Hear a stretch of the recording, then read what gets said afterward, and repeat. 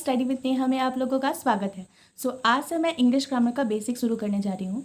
Noun ये chapter नहीं है, जस्ट बेसिक है, क्योंकि चैप्टर को शुरू करने के पहले उसको जिस्ट को देखना बहुत ज़रूरी होता है। उसके बाद हम लोग चैप्टर पे जाएंगे।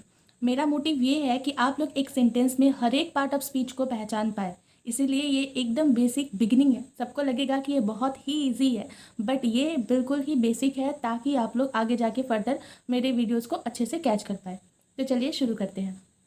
नाउन क्या होता है? नाउन एक्चुअली किसी चीज़ का नाम होता है। हिंदी में आप लोगों ने संज्ञा पढ़ा होगा, किसी भी व्यक्ति, वस्तु, स्थान या व्यक्ति इत्यादि के नाम को संज्ञा कहते हैं। तो नाउन क्या है? बेसिकली एक नेम है। तो noun is the name given to a person, place, animal और अ थिंग। तो नाउन को कैटेगराइज किया गया है 5 पार्ट्स में। तो चलिए देखते हैं इन 5 पार्ट्स को। Proper noun, actually proper noun क्या होता है? Particular name. यदि आपने किसी को एक पर्टिकुलर नेम दे दिया तो वो प्रॉपर नाउन कहलाएगा। जैसे कि आपने किसी को बुलाया मोहन, इधर आओ, तो क्या सारे लड़के सुनेंगे? बिल्कुल नहीं, केवल जो मोहन है वही सुनेगा। आपने यदि कहा कि मैं मुंबई जा रहा हूँ, तो क्या सब लोग सोचेंगे कि आप दूसरे शहर जा रहे? बिल्कुल नहीं। यदि आप कह रहे हैं कि मैं रेड फोर्ट जा रहा हूँ, तो सब लोग सोचेंगे आप लाल किला ही जा रहे हैं, कहीं और नहीं जा रहे। किसी भी पर्टिकुलर बुक का नाम आप यदि बोलते हैं कि मैं रामायण पढ़ रहा हूँ, तो कोई क्या समझेगा कि आप महाभारत पढ़ रहे हैं? बिल्कुल नहीं। सिर्फ प्रॉपर नाम क्या होता है? प्रॉपर नाउन होता है कि एक पर्टिकुलर नेम जो किसी एक पर्टिकुलर चीज़ को दे दिया गया है। वही यदि हम लोग कॉमन नाउन की बात कर ले, तो कॉमन नाउन क्या होता है? कॉमन नाउन ऐसा होता है जो सब में कॉमन होता है। लाइक बॉय बोल दिया तो कोई भी बॉय सुन लेगा कि किसको बुलाया, क्योंकि ये तो पूरा क्लियर ही नहीं है। सिटी बोल दिया तो कौन सा city, we don't know. Monument बोल दिया तो कौन सा मॉन्यूमेंट, क्या क्लियर होगा कि वो रेड फोर्ट ही है? बिल्कुल नहीं। बुक बोल दिया तो कौन सा बुक, बिल्कुल क्लियर नहीं है। सो प्रॉपर नाउन क्या हो गया? एक पर्टिकुलर नेम जो हम लोगों ने सबको दे दिया। और कॉमन नाउन क्या हो गया? जो सारे लोगों में कॉमन हो गया। नेक्स्ट आता है कलेक्टिव नाउन। सो कलेक्टिव क्या? नाम से ही क्लियर है, कलेक्शन है, किसी चीज का झुंड है। तो पहला देखिए एग्जाम्पल है हर्ड। हर्ड किसको कहते हैं? क्या अकेले हर्ड होता है? बिल्कुल नहीं। जो कैटल्स, जो मवेशी होते हैं, जो घास वगैरह चढ़ते हैं, दैट इज कॉल्ड मवेशी। एंड मवेशियों का जो झुंड होता है, कलेक्शन होता है, दैट इज कॉल्ड हर्ड। फिर होता है सिंगर्स का, यदि कोई ग्रुप है तो उसको हम लोग कॉयर कहते हैं। उसी तरह प्लेयर्स का, यदि बहुत सारे प्लेयर्स एक जगह पे है और वो लोग टीम क्रिएट कर रहे हैं, ठीक है, तो ठीक उसी तरह आप यदि फ्रेंड्स का कोई ग्रुप है तो उसको ट्रूप कहते हैं। ठीक, तो कलेक्शन के कलेक्टिव होता है कि एक्चुअली कलेक्शन ऑफ समथिंग होता है। ठीक है, उसी तरह के चीज़ों का एक कलेक्शन।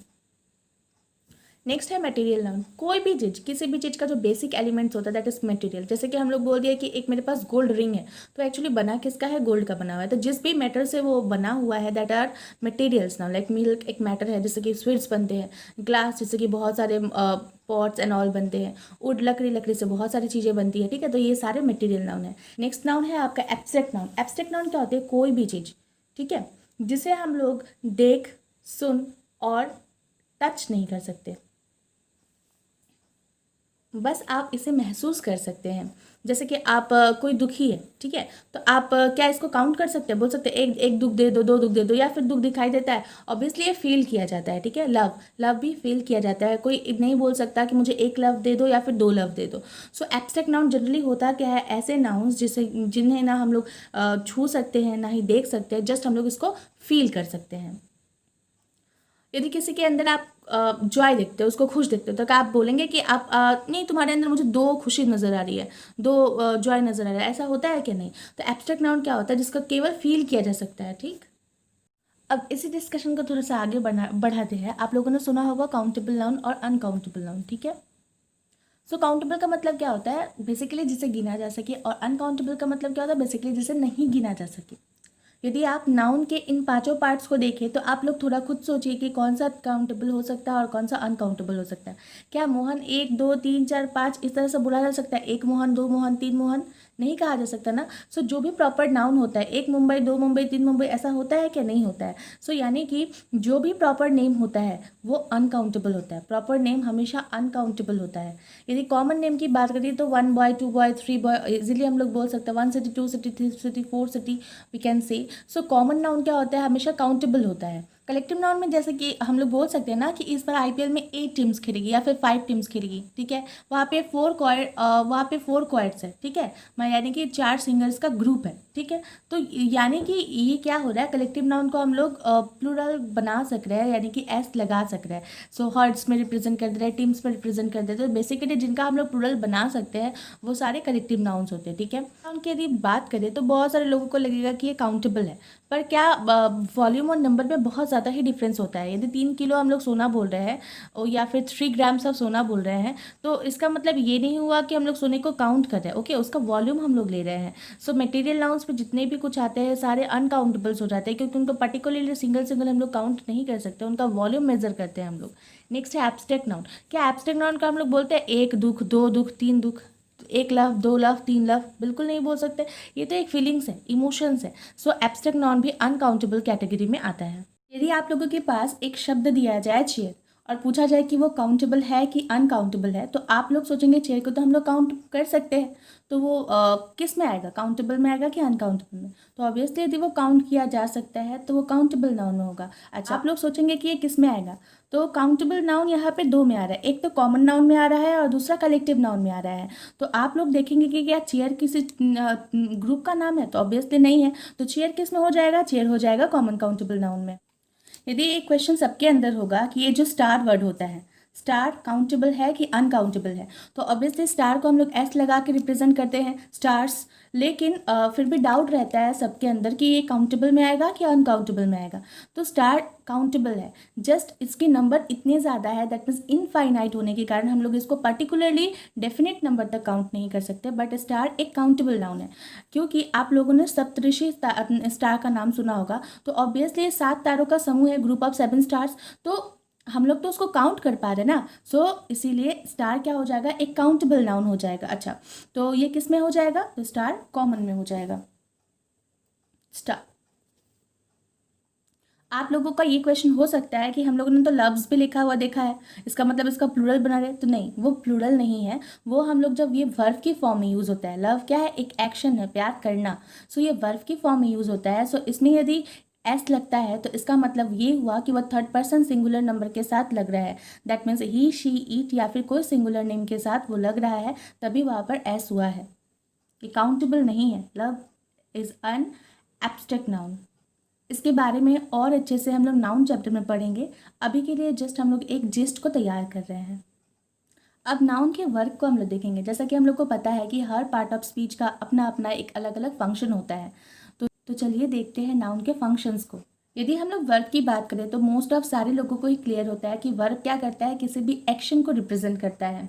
उसी तरह एडजेक्टिव, एडवर्ब, कंजंक्शन, प्रीपोजिशन, सबका काम अपना अलग अलग होता है। तो यहाँ हम लोग देखते हैं कि नाउन का काम क्या होता है। नाउन सब्जेक्ट के रूप में भी काम करता है, नाउन ऑब्जेक्ट के रूप में भी काम करता है, नाउन प्रीपोजिशनल ऑब्जेक्ट यानी प्रीपोजिशन के ऑब्जेक्ट के रूप में भी काम करता है, सब्जेक्ट कॉम्प्लीमेंट के रूप में भी काम करता है, और ऑब्जेक्ट ऑब्जेक्ट कॉम्प्लीमेंट के रूप में भी काम करता है। इन गिवन सेंटेंस में यदि पूछा जाएगा कि वर्ब कौन सा है, तो मोस्टली सारे लोग बता देंगे कि वर्ब कौन सा है। वर्ब क्या होता है, वर्ब एक ऐसा वर्ड होता है जो एक्शन को रिप्रेजेंट करता है और जिसके 3 फॉर्म्स होते हैं। जैसे कि यदि मैं एक सेंटेंस बोलूँ कि मैं खाना खा रही थी, और फिर मैं एक सेंटेंस बोलूँ कि मैं खाना खाती हूँ, दोनों में क्या डिफरेंस है आप लोग इसको सुन के बता देंगे कि एक में था का सेंस था तो वो पास्ट हो गया, और खाती हूँ एक में प्रेजेंट का सेंस है तो वो प्रेजेंट टेंस हो गया। बट आप लोगों ने इसको कैसे पहचाना, तो हिंदी में आप लोगों ने था और त यानी कि ती को देखकर पहचान लिया। इंग्लिश में कैसे पहचानते हैं, सो इंग्लिश में पहचानने के लिए हम लोग वर्ब के फॉर्म को देखते हैं कि वर्ब किस फॉर्म में रिप्रेजेंट कर रहा है, और उसके बाद हम लोग डिसीजन लेते हैं कि ये कौन सा टेंस है। इसीलिए सबसे पहले आई वर्ब, वर्ब के बाद आया वर्ब का फॉर्म, जिससे हम लोगों ने टेंस बनाया, और टेंस से टाइम क्रिएट हो गया कि ये कब हुआ। बेसिकली जब भी कोई इंसान किसी से बात करता है तो उसका वही मोटिव होता है बताना कि कोई चीज़ कब हुआ और क्या हुआ। ये क्या हुआ जो है वो वर्ब से पता चलता है कि क्या हुआ। जैसे कि इन सेंटेंस में भी हम लोग देखें तो यहाँ पे खरीदने का काम हुआ है, यहाँ पे गाने का काम हुआ है, यहाँ पे डांटने का काम हुआ है, और यहाँ पे खाने का काम हुआ है। बट ये काम आखिर हुआ कब, ये कैसे पता चलेगा, तो यानी कि टाइम को पता करना है। टाइम को पता करेंगे टेंस की मदद से, टेंस पता चलेगा वर्ब की फॉर्म की मदद से, और वर्ब का फॉर्म पता चलेगा वर्ब की मदद से। सो वर्ब एक ऐसा वर्ड होता है जो एक्शन को रिप्रेजेंट करता है और जिसके 3 फॉर्म्स होते हैं। तो वर्ब की फॉर्म से टेंस बनेगा और टेंस से टाइम का पता चल जाएगा। तो यहाँ हम लोगों को वर्ब का पता चल गया कि यहाँ पे बॉट वर्ब है, यहाँ पे सैंग वर्ब है, यहाँ पे स्कॉल्डेड वर्ब है और यहाँ पे एट वर्ब है। यदि यहाँ पूछा जाए कि सब्जेक्ट कौन होता है, तो सब्जेक्ट वो होता है जो एक्शन को करता है, यानी कि एक्शन का डूअर। तो यहाँ पे बॉट किसने खरीदा, मयंक ने, तो यहाँ पे एक्शन का डूअर कौन हो गया, मयंक। यहाँ पे गाया किसने गाया, सीता ने, तो यहाँ पे एक्शन का डूअर होगी सीता। यहाँ पे स्कॉल्डेड डाटा किसने डाटा, अरुण ने, तो एक्शन का डूअर हो गया अरुण। यहाँ पे खाया किसने खाया, निशा ने, तो यहाँ पे एक्शन का डूअर हो गई निशा। अब इस सेंटेंस में हम लोग ऑब्जेक्ट कैसे पहचानेंगे। सो ऑब्जेक्ट पहचानने के लिए वर्ब से व्हाट या हुम का क्वेश्चन करेंगे, जो आंसर हम लोगों को मिलेगा वही हमारा ऑब्जेक्ट है। मयंक बॉट व्हाट, बॉट खरीदा, क्या खरीदा, पेंसिल, पेंसिल ऑब्जेक्ट हो गया।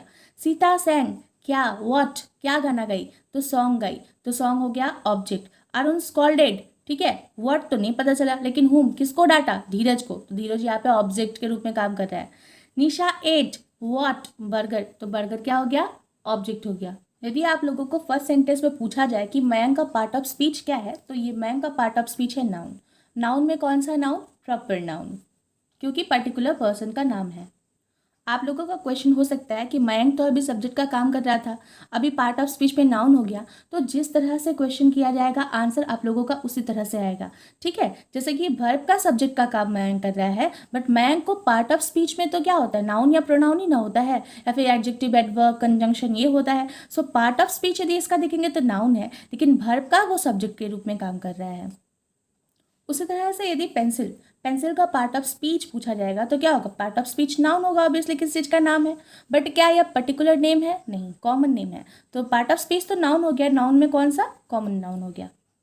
बट यहाँ पे यदि इसका काम पूछा जाएगा, ये पार्ट ऑफ स्पीच नाउन था, नाउन में कॉमन था, बट यदि इसका पूछा जाएगा कि वर्ब क्या है यहाँ पे काम, तो ये वर्ब का ऑब्जेक्ट बन रहा है, क्या बन रहा है, वर्ब का ऑब्जेक्ट बन रहा है। सो मैन का पार्ट ऑफ स्पीच क्या है, नाउन, नाउन में कौन सा, प्रॉपर नाउन।